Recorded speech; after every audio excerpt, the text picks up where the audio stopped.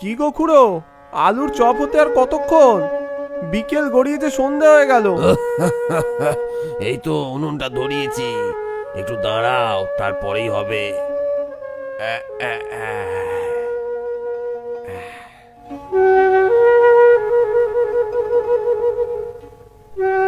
আগে আমার আলুর চপটাই দেবে কিন্তু।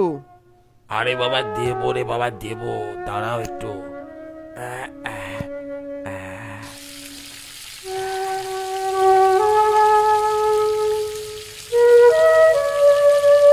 বলি কি ভাজছো খুড়ো?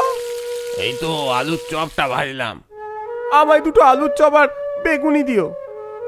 আচ্ছা দাঁড়াও, এই নাও তো আগে, এই নাও।